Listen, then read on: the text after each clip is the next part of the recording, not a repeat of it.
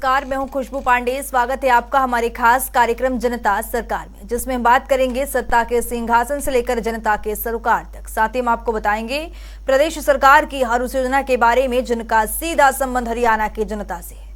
जो योजनाएं प्रदेश के विकास को नई गति प्रदान करेंगी और हरियाणा की जनता का चौमुखी विकास भी करेंगी, ताकि प्रदेश की जनता तरक्की की राह पर आगे बढ़े और हरियाणा प्रदेश जनता उन्नति की नई ऊंचाइयों को छूता हुआ प्रगतिशील रहे। तो अगले 30 मिनट तक बने रहिए हमारे साथ और देखते रहिए जनता सरकार।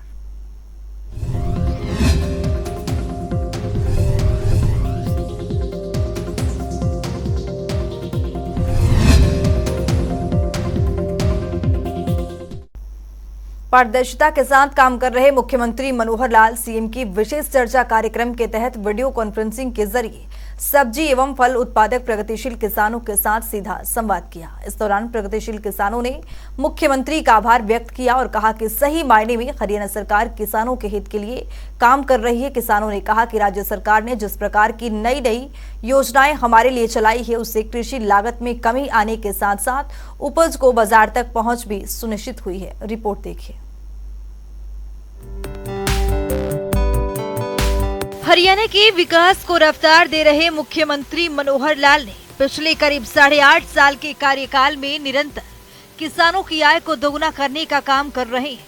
किसानों के उत्थान के लिए काम कर रही हरियाणा सरकार बीज से लेकर बाजार तक प्रदेश के किसानों को सहयोग देने का काम कर रही है, जिसका नतीजा है कि आज हरियाणा के किसान नई तकनीकों का उपयोग कर प्रगति पथ पर आगे बढ़ रहे हैं।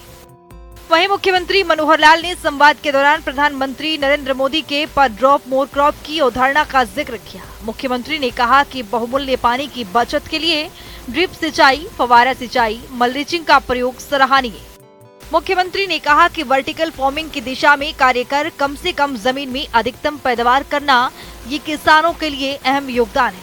प्रधानमंत्री जी ने हमें पानी की बचत करने के लिए भी जो एक फॉर्मूला दिया है कि पर ड्रॉप मोर क्रॉप, इस अवधारणा पर चलते हुए हमने ड्रिप सिंचाई, माइक्रो इरिगेशन, इसका भी जो उपयोग शुरू किया है, इसका बहुत बड़ा लाभ होगा। हमने वर्टिकल फार्मिंग की दिशा में भी बहुत सराहनीय काम किए हैं। सब लोग जैविक खेती की ओर भी बढ़ रहे हैं, क्योंकि बहुत बड़ा विशेष एक बात ध्यान करने की है कि हम फर्टिलाइजर्स का उपयोग केमिकल्स का करेंगे तो उससे जो हमारी क्वालिटी है प्रोडक्ट की, हमारी जो उपज की क्वालिटी है वो गिरती है, उसमें कुछ न कुछ कमी आती है, जिसके कारण से हमारा शरीर बीमारियों की तरफ भी आगे बढ़ता है। तो प्रधानमंत्री जी ने आह्वान किया है कि जैविक खेती की ओर आगे बढ़ें और हम जो है नेचुरल खेती, प्राकृतिक खेती, उसमें बढ़ करके रासायनिक उर्वरक और जो खतरनाक कीटनाशक हैं उनका उपयोग कम करें। तो इससे भी हमारा जो बहुत बड़ा लाभ एक होने वाला है। अपनी गौ आधारित खेती को हम लोग जितना ज्यादा करेंगे उतना ही अच्छी फसलें होंगी, उतना ही शरीर को लाभ होगा। मुख्यमंत्री मनोहर लाल ने जैविक खेती पर बोलते हुए कहा कि जो भी किसान जैविक खेती के जरिए खरपतवार, कीटनाशक सहित फल सब्जियों की अच्छी पैदावार में सहयोग कर रहे हैं, उन्हें सरकार फलों सब्जियों में वैल्यू एडिशन का भी काम किया है, जिससे आमदनी में अच्छी बढ़ोतरी हुई है। जैसे हमारे भाई किसान भाई, आप सब लोग फल और सब्जियों के माध्यम से अच्छी मेहनत करके और लाखों रुपया कमाते हैं, इससे हमारी जो हर किसान की आय दुगनी करने का जो टारगेट है वो भी निश्चित रूप से यानी प्राप्त होगा। कठोर मेहनत और आधुनिक तकनीक, नवाचार, ये सब हमारे काम के आधार बिंदु हैं। हम कई किसानों ने लीक से हट करके उपभोक्ताओं तक सीधा अपने उत्पाद पहुंचाए हैं और इसके अंदर फल और सब्जी न केवल सीधा बेचा है, बल्कि वैल्यू एडिशन करके भी हमने कुछ उद्योग स्थापित करके और इन कामों को भी आगे किया है। इससे भी हमारी आमदन बढ़ी है। मित्रों, हरियाणा सरकार की नीतियां हमेशा किसान के साथ रही हैं, चाहे वो फसल की बुआई से पहले की कुछ आवश्यकताएं हों किसान की, अथवा फसल की बुआई के बाद हो, अथवा कटाई से पहले हो, कटाई के बाद हो, हर समय सरकार वो आपके साथ खड़ी है। अर्थात बीज से लेकर बाजार तक ये जो किसान के साथ हम खड़े हैं, ऐसी हमारी नीतियां हैं। हम प्रगतिशील जो किसान भाई बहन हैं, उनकी विकास यात्रा में सरकार बहुत प्रकार की योजनाएं बनाती है और इन योजनाओं के कारण से आपको उसका लाभ मिलता है। मुख्यमंत्री मनोहर लाल ने किसानों को प्रोत्साहित करते हुए कहा कि अनुसूचित जातियों के लोग भी बागवानी और मधुमक्खी पालन की तरफ कदम बढ़ाएं। सरकार की ओर से प्रोत्साहन के तौर पर 85% तक का दिया जा रहा है। मुख्यमंत्री ने बताया कि हरियाणा में कुल फसल क्षेत्र के लगभग 60% इलाके में बागवानी के कार्य किए जाते हैं। फल और सब्जी के अलावा मधुमक्खी पालन, इसमें भी हमने जो कार्यक्रम किया है, हमारा उत्कृष्ट केंद्र इजराइल की सहायता से रामनगर कुरुक्षेत्र के अंदर जो शुरू हुआ है, इसका अपना एक लाभ हुआ है। ऐसी जो योजनाएं हैं, इसमें सामान्य वर्ग के साथ साथ अनुसूचित जाति के जो लोग हैं वो इनको अपनाते हैं, खेती करते हैं, सब्जी अथवा फल उगाते हैं, तो उनके लिए विशेष योजना, विशेष लाभ ये उनको दिया जाता है। अगर सामान्य किसानों को 50% की सब्सिडी दी जाती है, तो अनुसूचित जाति के किसानों को 85% तक भी सब्सिडी ये दी जाती है। हमारा जो बागवानी क्षेत्र है, इसको हम कैसे और बढ़ाएं, क्योंकि फसल के लिए हमारी जो खेती की जमीन है, हमको अंदाज होना चाहिए कि लगभग 80 लाख एकड़ जमीन हमारी एग्रीकल्चर लैंड है। अभी इस समय इसमें बागवानी और खेती मात्र 7 लाख एकड़ अर्थात 7% ही लगभग इसका उपयोग हम करते हैं, लेकिन इसको बढ़ाने की आवश्यकता है। हमने तय किया है कि 2030 तक इसका व्याप बढ़ाया जाए और जो उत्पाद है उसको भी 3 गुना किया जाए, क्षेत्रफल है उसको भी लगभग 3 गुना 20% तक ले जाने के लिए हम तैयार हैं। 22 लाख एकड़ जमीन पर हम बागवानी और फलों की सब्जी, उस समय फलों की बागवानी और फल और सब्जी की खेती ये करने के लिए हम आगे बढ़ सकें, ऐसी हमारी योजना है। मुख्यमंत्री मनोहर लाल ने बताया कि किसानों के लिए किसान उत्पादक संगठन बनाए जा रहे हैं। फसल समूह विकास कार्यक्रम के तहत 1763 गाँव में 393 बागवानी फसल समूहों की पहचान की गई है। हर क्लस्टर में 300 किसान सदस्यों के साथ एक SOP का गठन भी किया गया है। 94 करोड़ रुपए की राशि से लगभग 33 परियोजनाओं को पूरा किया गया है और लगभग 116 करोड़ की लागत से 44 अन्य योजनाएं कार्यान्वित की जा रही है। फूड प्रोसेसिंग नीति, ये पॉलिसी हमने बनाई है कि हम जो अपने उत्पाद हैं उसको वैल्यू एडिशन करके उसमें से कुछ उत्पाद बनाएं।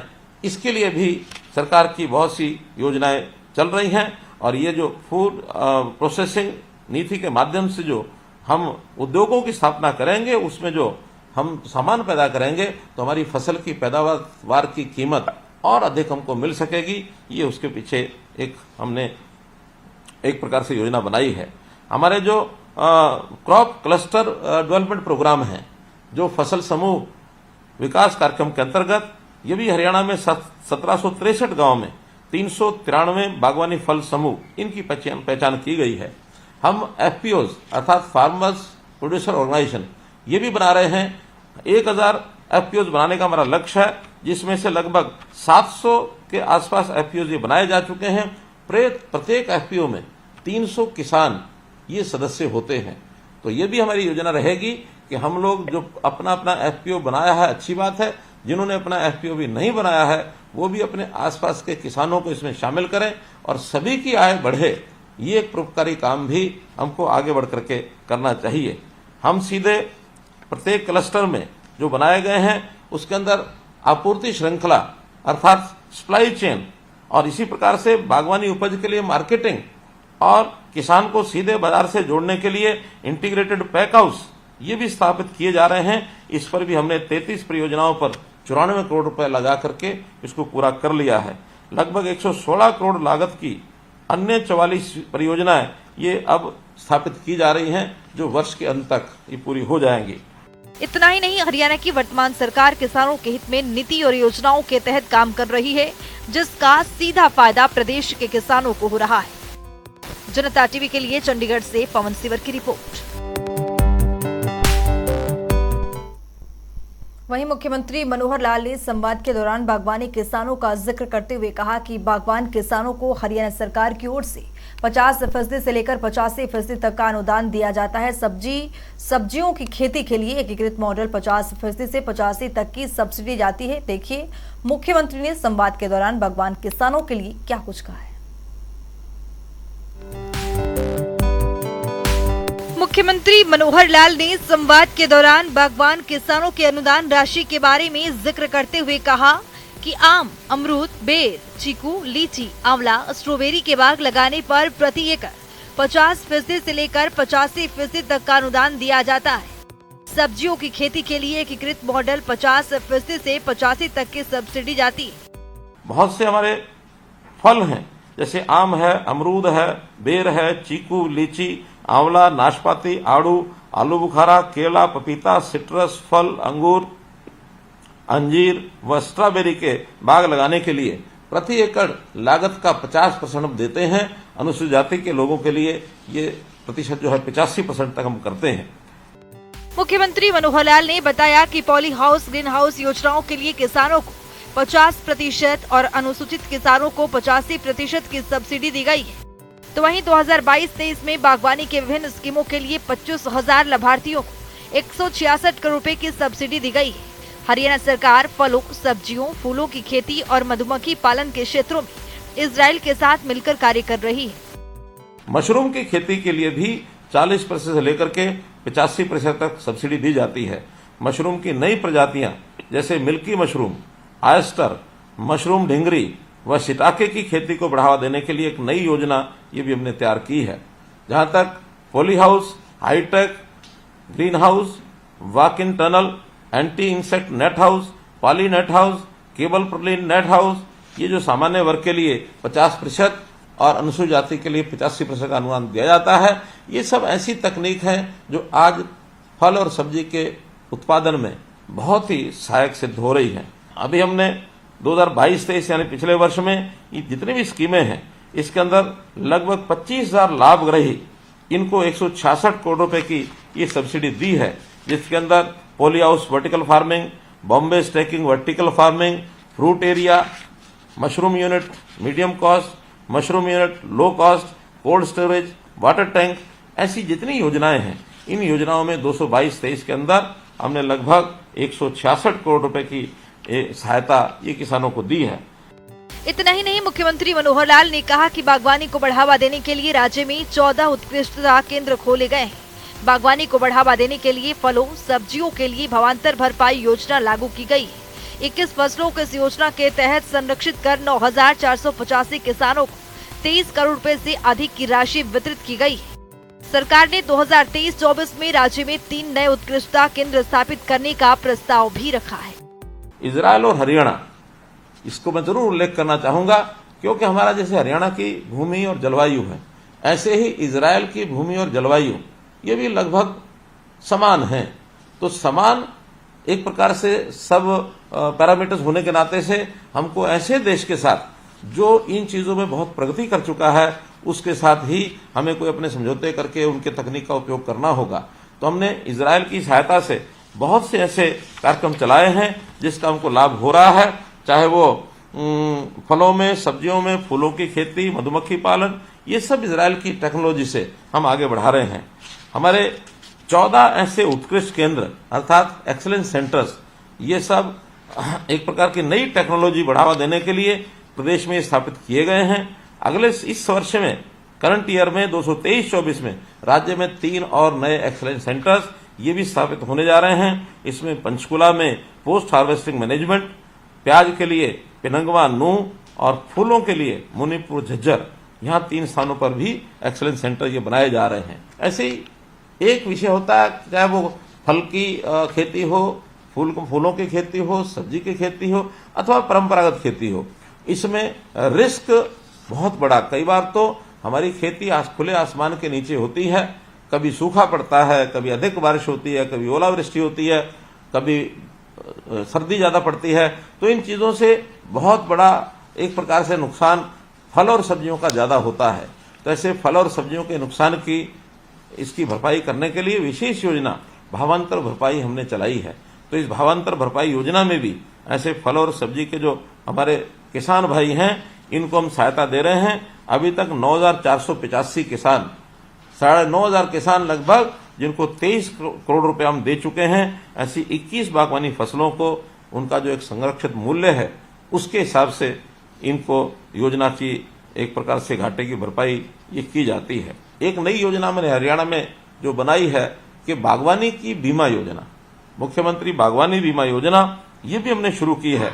और शायद हरियाणा जो है देश का पहला राज्य है जिसने इस प्रकार की योजना चलाई है। इसमें वो सभी 21 फसलें जो भावांतर भरपाई योजना में है उन सबको इसमें जोड़ा है। और इसमें राशि भी हमको जो नुकसान होता है उसकी राशि भी बहुत अच्छी मिलती है। यानी सामान्य थोड़ा सा प्रीमियम देने के बाद सब्जियों के लिए 40,000 रुपये प्रति एकड़ सब्जी और फलों के लिए, और मसालों के लिए 30,000 रुपये प्रति एकड़ ये बीमा कराया जाता है। तो हम नुकसान के रिस्क को कवर करने के लिए बागवानी बीमा योजना ये जरूर इसमें शामिल हों, ताकि किसी प्रकार की कोई मौसमी अथवा अन्य प्रकार के कोई नुकसान की स्थिति बनती है तो भरपाई इसकी हो सके। इसके साथ ही मुख्यमंत्री ने ये भी कहा कि करनाल के अंजथली में महाराणा प्रताप बागवानी विश्वविद्यालय स्थापित किया गया है, जिससे इजराइल के सहयोग से प्रदेश में देश का पहला एकीकृत मधुमक्खी विकास केंद्र स्थापित किया गया है। अंजनथली में हमने विशेष इस बार विश्वविद्यालय की स्थापना करने का निर्णय लिया है, अर्थात करनाल जिला अंजनथली, जिसमें बागवानी विश्वविद्यालय होगा। तो उस बागवानी विश्वविद्यालय के बनने के बाद हमको सब्जियां और फल इसके लिए आगे बढ़ने के लिए बहुत अच्छा एक अवसर ये मिलने वाला है। इसी प्रकार जो केंद्र हमारा शहद यानी प्रोसेसिंग का है रामनगर में, वहां ग्रेडिंग, पैकिंग, ब्रांडिंग ये सुविधा सब उपलब्ध है। अर्थात हम शहद की गुणवत्ता की जांच के लिए जो प्रयोगशाला बनाई गई है उसका उपयोग कर सकते हैं। और इसके लिए मधुमक्खी पालक अपना शहद और शहद के उत्पादों को अपनी इच्छा अनुसार देश विदेश में भेजने के लिए भी उनको एक अवसर मिलेगा। हम साथ साथ इस केंद्र पर शहद की मूल्य वृद्धि के लिए शहद से बने हुए उत्पाद जैसे शहद मिल्क, शहद आइसक्रीम, शहद बिस्कुट व शहद की टॉफियां, इसको बनाने के लिए भी प्रशिक्षण देने का एक केंद्र हमने बनाया है, ताकि वो प्रशिक्षण लेकर के और हमारे नौजवान स्टार्टअप्स के माध्यम से हम मार्केटिंग के लिए ऐसी सब चीजों को उपलब्ध करा सकें और वो अपना रोजगार प्राप्त कर सकें। मित्रों, मैं अनुरोध करता हूं कि मधुमक्खी पालन समूह इसका हम गठन करें, और ये समूह विशेष तौर पर शहद और उनके उत्पादों को विदेश में ये निर्यात कर पाएंगे। हम अपने उत्पादन का, कृषि उत्पादों का जितना एक्सपोर्ट अधिक करेंगे उतना हमारे प्रदेश की आर्थिक अच्छी होगी, देश को भी एक प्रकार से फॉरेन एक्सचेंज इस रूप में बहुत बड़ा लाभ होगा। हमारी वर्कफोर्स, हमारे जो युवा, उनके काम की कीमत ये और बढ़ेगी, और उनको कभी कभी जैसे एक्सपोर्ट बढ़ाएंगे तो विदेश में जाने के अवसर भी उनके खुलते हैं। तो हमारे युवकों को रोजगार कैसे मिले, कैसे वो यानी रोजगार पूर्वक आगे बढ़ें, इसके लिए बहुत सी हमारी सोच और योजनाएं चल रही हैं। मुख्यमंत्री मनोहर लाल ने कहा कि हमारा लक्ष्य है कि प्रदेश का हर किसान आपकी तरह प्रगतिशील बने। सरकार ने इसी सोच के साथ 3 नई योजनाएं शुरू की। प्रगतिशील किसान सम्मान योजना के तहत प्रथम पुरस्कार पाने वाले प्रगतिशील किसान को 5 लाख, द्वितीय पुरस्कार के 2 किसानों को 3 लाख, तृतीय पुरस्कार के 5 किसानों को 1 लाख के नगद पुरस्कार देने का काम किया गया है। हम प्रगतिशील किसान इनके सम्मान की भी योजना में रखते हैं। प्रगतिशील किसान और नए किसानों को ट्रेंड करें, इसकी भी हम योजना बनाते हैं। हमने 2 तरह की योजना ऐसी बनाई है कि जो प्रगतिशील किसान अपना काम अच्छा करते हैं, दूसरे लोगों को ट्रेंड करते हैं, उसके नाते से उनकी 3 श्रेणियां बना करके और हमने उनके नाम रखे हैं। प्रथम स्थान पाने वाले प्रगतिशील किसान को 5 लाख रुपए, द्वितीय पुरस्कार 2 किसानों को जो मिलेगा वो 3-3 लाख रुपए, और तृतीय पुरस्कार 5 किसानों को 1-1 लाख रुपए नगद पुरस्कार दिए जाएंगे। अभी तक इसके लिए 287 प्रगतिशील किसानों का हमने चयन किया है। हम भी इस श्रेणी में आए ताकि दूसरों किसानों को भी अपने जैसा बनाएं और अपनी खेती प्रगतिशील किसान के नाते से अपेक्षा अनुरूप हमारी उत्पादकता बढ़े, हमारे पानी का उपयोग कम हो, और हम उसका एक उद्योग लगा करके प्रोसेसिंग के नाते से भी उसका उपयोग कर सकें। तो ऐसे सभी पैरामीटर्स को ध्यान करके मैं एक अच्छा प्रगतिशील किसान बन सकता हूं, मैं अग्रणी प्रगतिशील किसान बन सकता हूं, ये मन में भाव लेकर के हमको आगे बढ़ना चाहिए। हम अपने जैसे अपने आसपास के 10 किसानों को और ट्रेंड करें, लेकिन अगर हम और 10-10 किसानों को अपने जैसा किसान बनाने के लिए 1 साल में 2 साल में प्रेरणा देकर के आगे बढ़ाएंगे तो निश्चित रूप से यह संख्या हमारी लाखों तक पहुंच सकती है। तो लाख किसान अगर इस ओर आते हैं, बहुत बड़ा बदलाव ये हमारे कारण से होगा। सरकार इन कामों के लिए सहयोग करने के लिए हमेशा तैयार रहती है। हमें इनिशिएटिव लेना पड़ेगा, हमको अग्रणी एक प्रकार से व्यक्तित्व की भूमिका निभानी पड़ेगी। जो साधनों की आवश्यकता है इसकी चिंता सरकार के नाते हम करेंगे। मित्रों, आप लोग आगे बढ़ें। मैं तो हमेशा यही कहता हूं कि हम प्राकृतिक साधनों का दोहन करें, इनका शोषण ना करें और प्राकृतिक साधनों के नाते से अपनी खेती की उपज इस प्रकार से करें कि जो हमारी आवश्यकताओं की भी पूर्ति करे, हमारी आमदनी भी बढ़ाए और अपने जैसे किसान और भी बनाए। हरियाणा की मनोहर सरकार लगातार प्रदेश के किसानों के लिए हर मुमकिन कोशिश कर रही है, जिससे किसानों की आय में बढ़ोतरी हो सके और किसान समृद्ध और खुशहाल हो सके। जनता टीवी के लिए चंडीगढ़ से पवन सिवर की रिपोर्ट। वहीं हरियाणा प्रदेश में आम नागरिकों को सरकार की योजना का लाभ मिल रहा है, तो चलिए ग्राफिक्स पर नजर डालते हैं। आम नागरिकों को मिल रहा सरकार की सुरक्षा बीमा योजना का लाभ। प्रधानमंत्री जीवन ज्योति बीमा योजना का यहां पर लाभ मिल रहा है। तो आपको बता दें कि यहां पर आयु सीमा भी निर्धारित किया गया है। 18 से 70 वर्ष के लोगों को प्रीमियम राशि यहां पर 20 वर्ष वार्षिक राशि मिलेगा। यहां पर जीवन बीमा संरक्षण यानी 2 लाख रुपए के यहां पर लाभ मिलेगा। किसानों को योजना में नामांकन करवाने के लिए नजदीकी बैंक शाखा या डाकघर से संपर्क करना होगा। तो चलिए अब जान लेते हैं आज के सवाल का विजेता कौन है।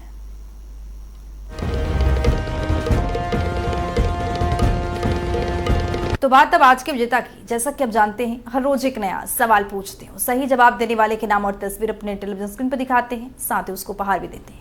तो चलिए अब जान लेते हैं कि कल का हमारा सवाल क्या था और कौन है इसका विजेता। कल का हमारा सवाल था, हरियाणा सरकार के प्रमुख योजना निरोगी हरियाणा को कब लागू किया गया था। इसका सही जवाब है डी, 29 नवंबर 2022। ठीक जवाब है, लेकिन आज के हमारे विजेता हैं हिसार से रणदीप शर्मा। रणदीप जी, आपको बहुत बहुत बधाई। तो फिर पूछेंगे आज का सवाल, देखते रहिए जनता टीवी।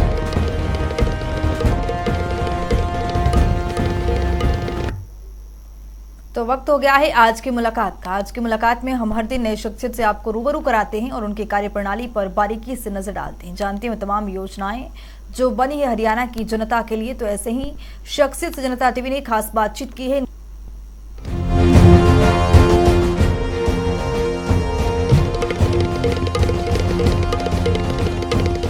जिला फतेहाबाद में मनरेगा के तहत टोटल 75 अमृत सरोवर बनाए जा रहे हैं, जिनमें 56 कंप्लीट हो चुके, बाकियों में काम जारी है।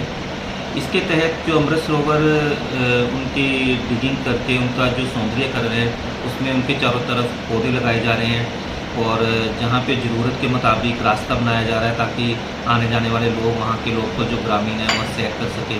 और जहाँ ज़रूरत के मुताबिक लैंडस्केप है, वहाँ पे बेंचेस भी रखे जा रहे हैं ताकि वहाँ सैर करके लोग अपना बुजुर्ग लोग सुबह टहल सके तथा बैठ सके। डेफिनेटली इससे सौंदर्यकरण बढ़ेगा, लोगों को एक प्लेटफॉर्म मुहैया होगा जहाँ पे वो इकट्ठे बैठ सकते हैं, अपने विचारों का आदान प्रदान कर सकते हैं, ग्रामीण विकास के लिए विचार विमर्श कर सकते हैं। Thank you.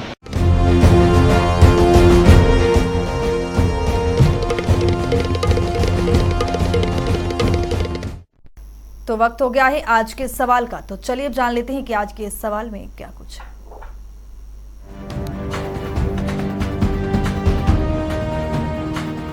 हर रोज की तरह हाजिर हूं आज का सवाल लेकर। जैसा कि आप जानते हैं, हर रोज एक नया सवाल पूछते हैं, सही जवाब देने वाले के नाम और तस्वीर अपने टेलीविजन स्क्रीन पर दिखाते हैं, साथ उसको उपहार भी देते हैं। तो चलिए अब नजर डालते हैं आज के सवाल पर। निरोगी हरियाणा योजना का शुभारंभ कौन से जिले से किया गया था। ए कुरुक्षेत्र, बी जिंद, सी पलवल, डी फरीदाबाद। तो दीजिए सही जवाब और बनिए विजेता।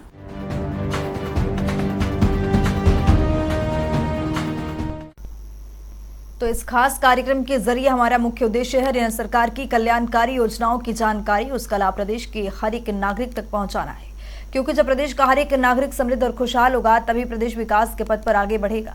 हमारे खास कार्यक्रम जनता सरकार में आज के लिए इतना ही। नमस्कार।